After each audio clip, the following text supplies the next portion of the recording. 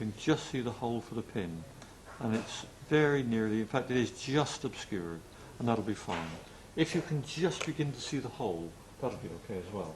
What about if it's not? If it's too much hole showing, then bend the ends of the spring there and the other side, bend them down a little bit.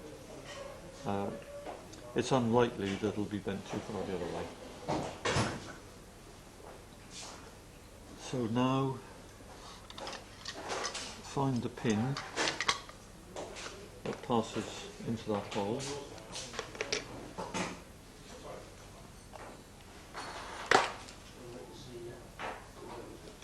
Just check which is the thinner end of the pin.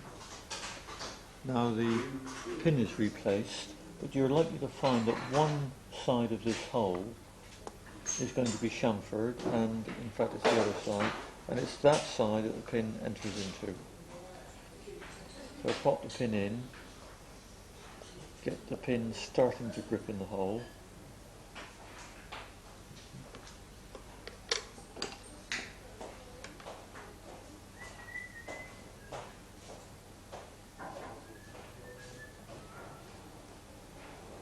And then squeeze the pin in securely by resting one side of the cutters against the arbor and the other side against the centre of the pin.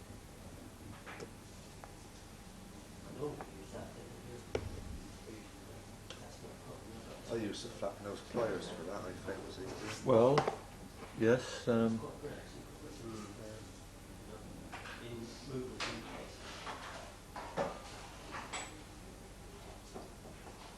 That is an alternative. The pin is now squeezed in tightly. The pin should be tight, and that's likely to leave a little bit of overhang of the pin on the other side of the hole, and a little bit more overhang of the pin here with respect to the cam. Now put a drop of medium oil in the centre there, and also a little drop of medium oil on the top of the cam, so that the pin is going to be lubricated as the cam passes over the pin.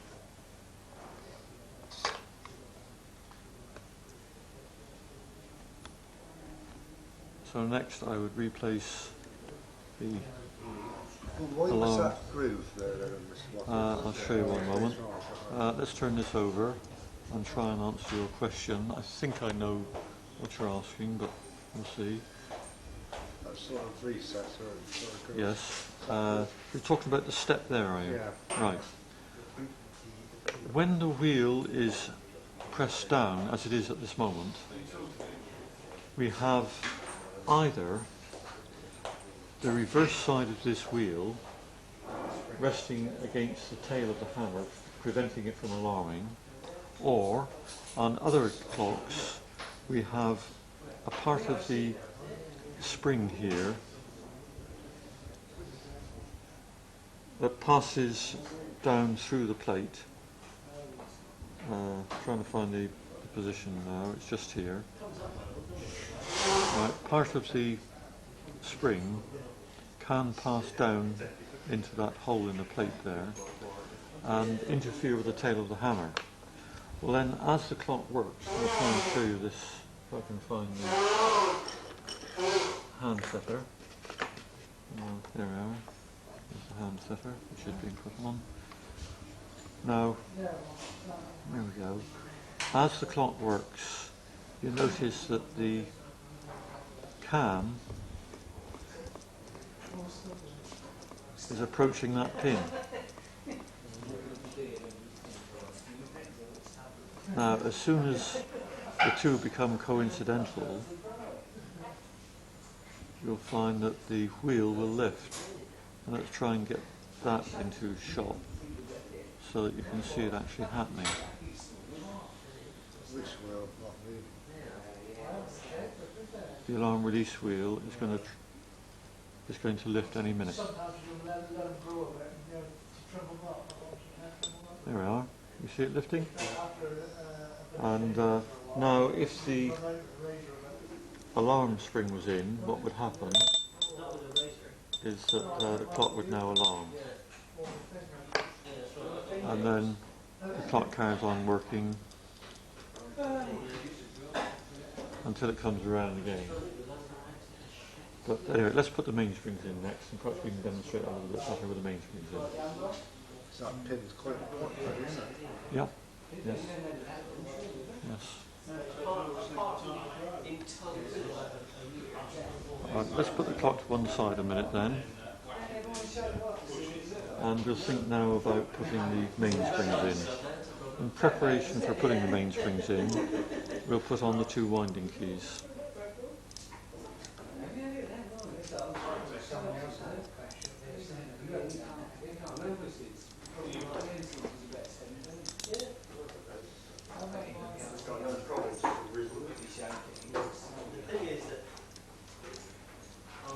If you wanted to, you could have put in the mainsprings before we put the motion work on. It's not critical at all. The order can quite easily be changed on reassembly. Now the mainspring itself could have been cleaned with the rest of the parts in the clock cleaning fluid. Or alternatively, what one could do is pass the mainspring through a cloth, like so.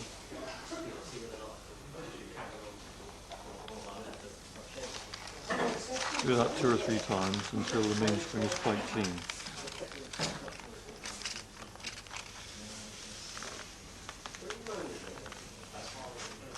When you're satisfied that the mainspring is clean, what you want to do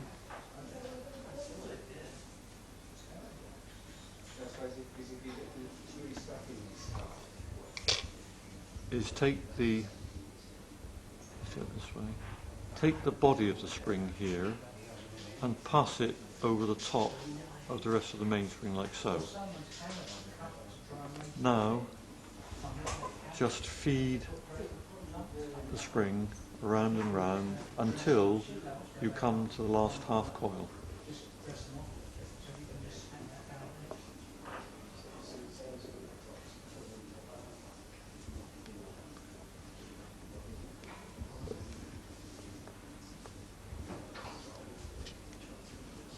Distort the spring as little as absolutely necessary to achieve this.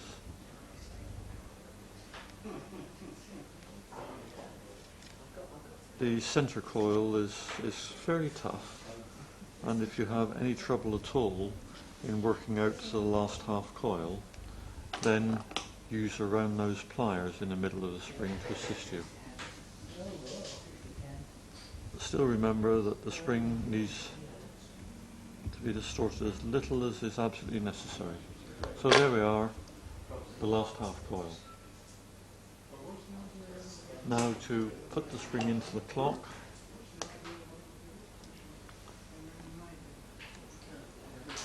What you do is you pass that last half coil over this pillar,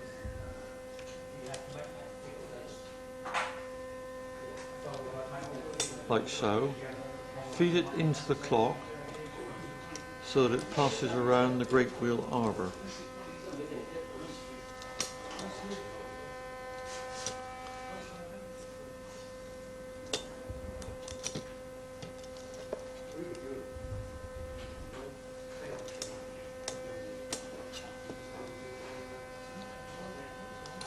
Like so. Now pull the mainspring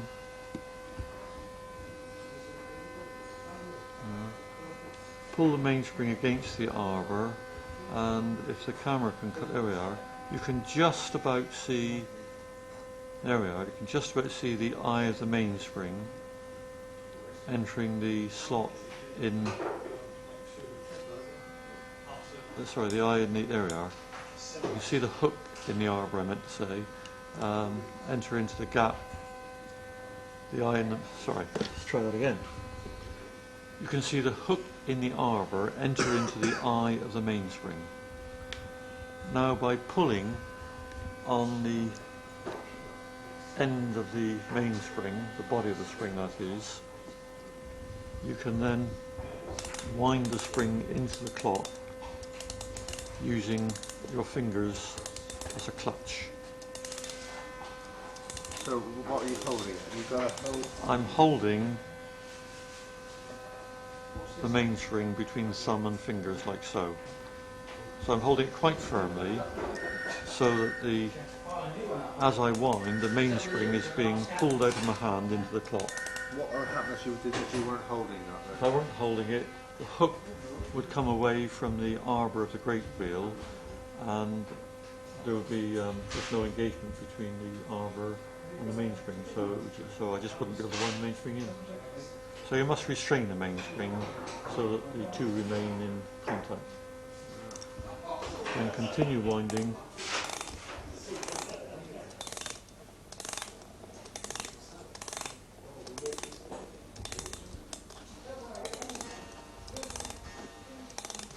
Until you get to the last bit of the mainspring. Now, feed the last bit of mainspring into the clock so that the end of the mainspring here passes between the mainspring and the pillar, like so. And then push it in. Wind the mainspring in just a little bit further.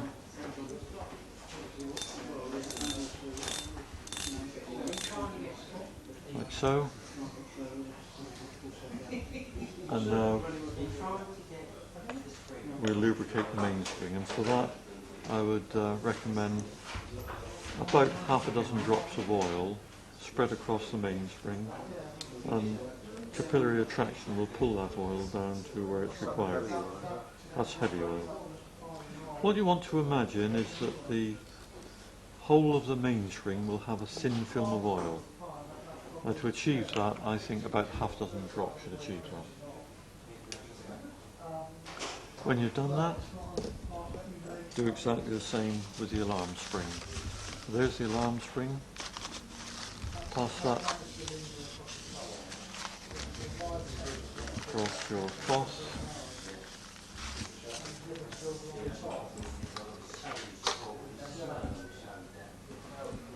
Now once again, take your mainspring, pass the body over the top, like so, and then feed the mainspring around and around until you come to the last half coil.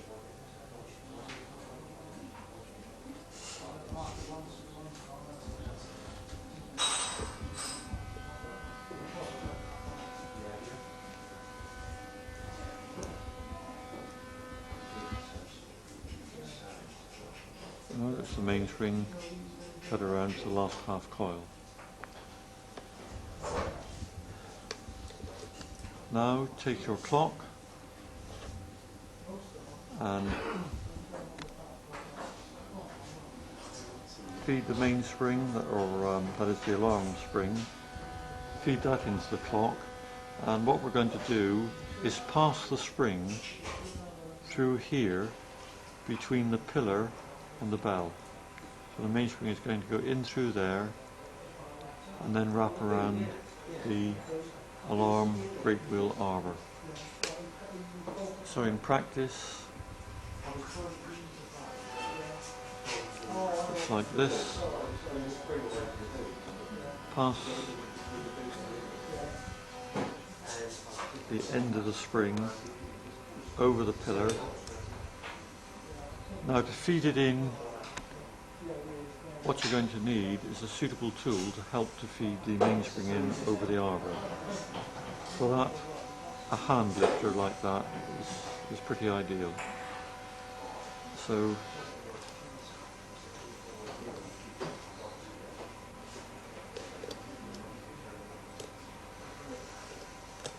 there we are, that's the end of the alarm spring fed over the arbor. Now, in the same way as you did before, pull against the spring and wind so that the eye of the arbor enters, sorry, the hook on the arbor enters the eye in the end of the mainspring. And then wind the mainspring in, keeping tension on the mainspring all the time so that slipping can't occur.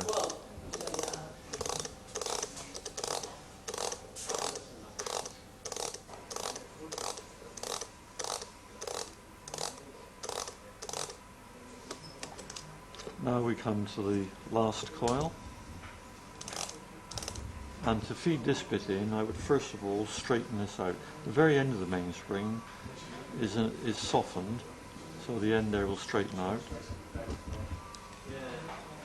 Now feed the end of the mainspring into the clock.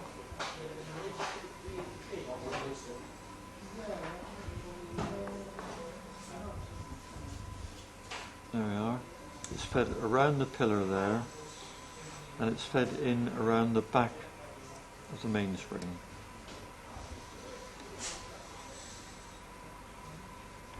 So in fact it's going in here and gets fed around the back of the mainspring around there and stops somewhere around here. Now you can wind the alarm spring and then oil the alarm spring with a drop of heavy oil. Probably 4 or 5 drops will do. I'll turn this on to alarm.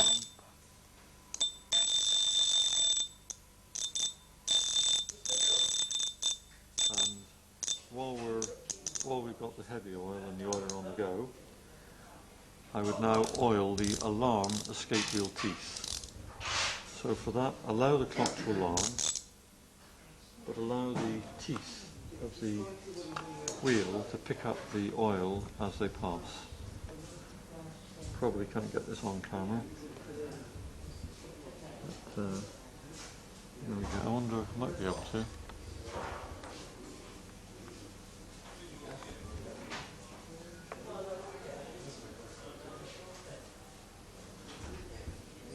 Trying to get the camera to be able to pick this up.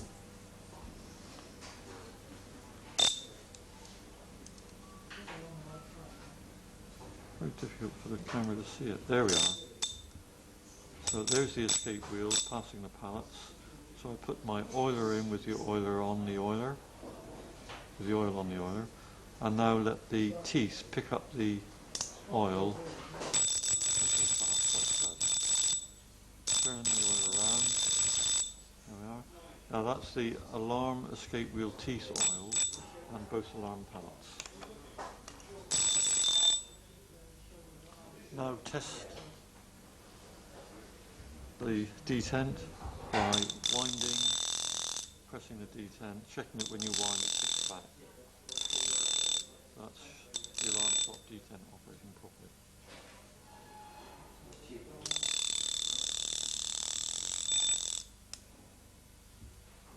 Now it's easier to show what we were showing earlier.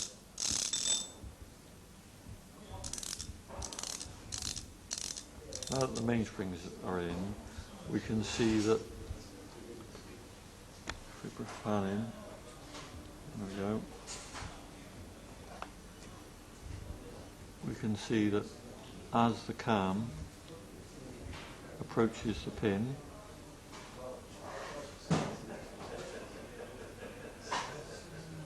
that eventually they're going to meet, the wheel will lift.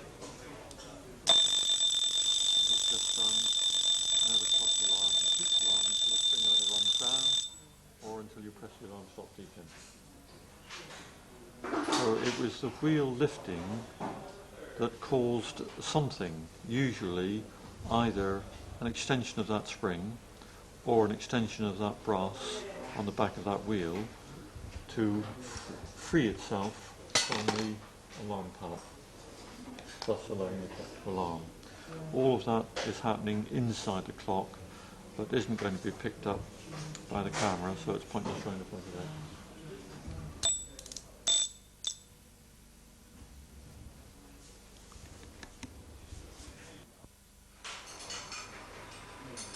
Now that we've got both mainsprings in and the minute wheel and the alarm release wheel, we'll think now about putting the balance in.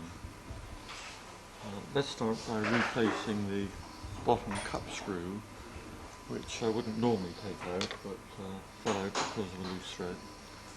We'll pop back that first.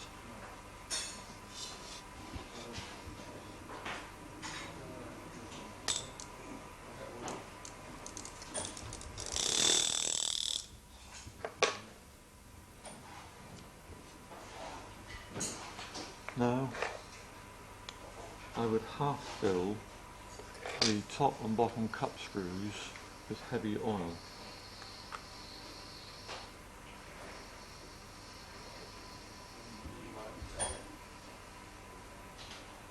That's the bottom cup screw done. Now turn the clock over and do the top cup screw.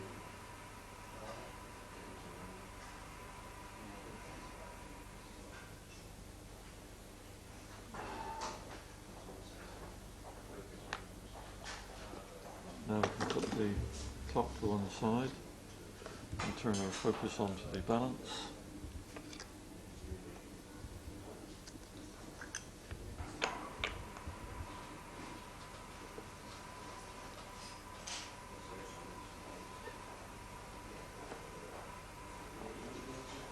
So put the balance into the spirit jar. If you have a large spirit jar, something like a couple of inches in diameter, don't even think of quarter filling it because it would be a waste of fluid. Instead, tilt the jar over to one side and just put in enough fluid to make sure that the balance spring is degreased.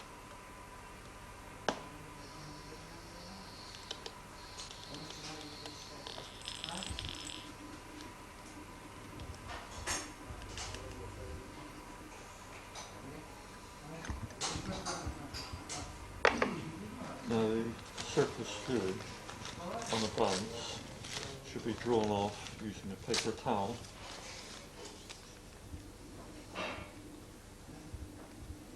I wouldn't let it evaporate off because the fluid in the spirit jar eventually becomes a bit like a two-stroke mixture and you want to draw off the fluid, the lighter fuel and any oil that's mixed with it.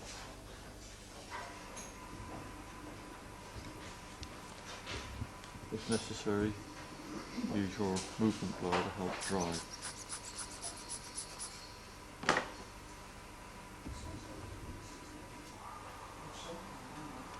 Now you want to examine the top pivot,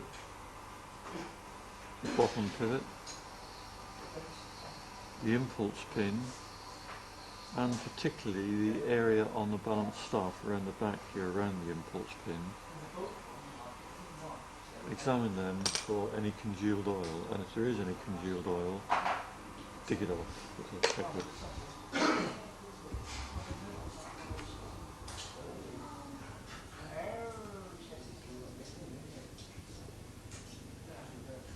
For that it might be necessary to sharpen the pegwood to a chisel edge.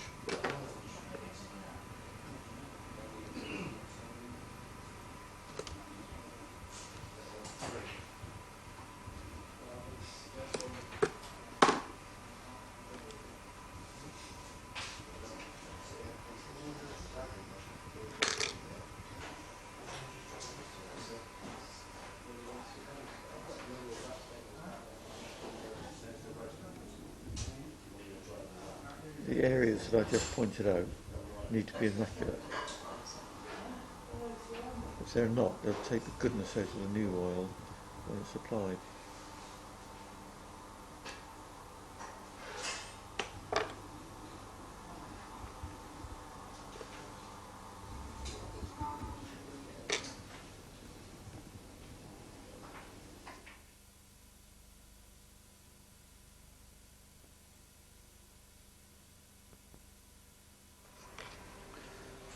Now that the balance has been cleaned and checked, we can think about putting it back into the clock. So start by moving the regulator again across to one side, doesn't matter which side, move it across to one side so that you can get the balance in without damaging the balance spring. Now, when you put the balance back, get the top pivot into the top cup screw and try and get the impulse pin into the notch. So that's that pin. Actually, if I start to move it, it's you can a spring or one. Oh yeah.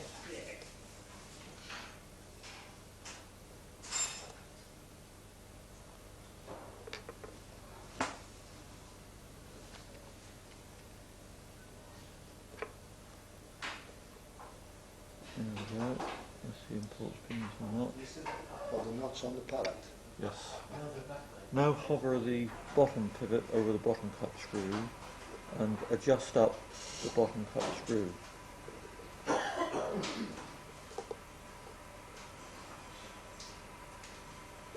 And as you're adjusting up the bottom cup screw, keep the balance moving, and as you see the movement becomes less and less, stop just before you pinch the balance, and then feel the end shake and side shake in the balance. Now that's there's movement there, but it's barely enough. I'm going to back off the screw a little bit.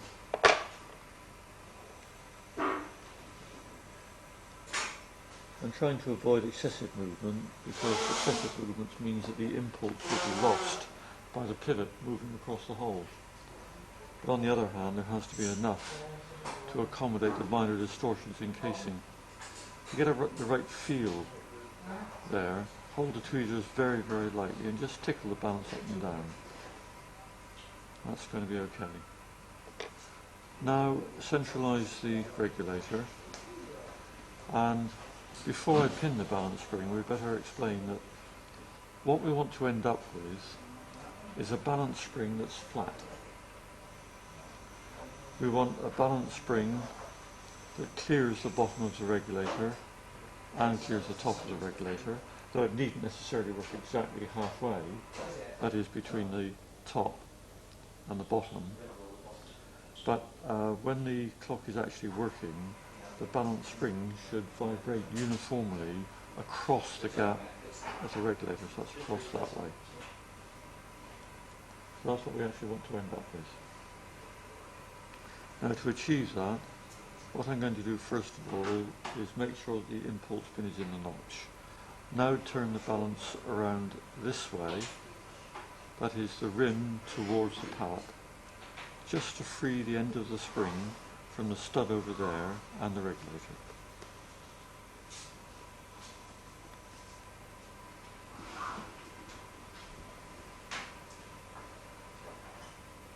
But you've got to keep that pin in the notch of the pallet. No, it was, no, we started there, but now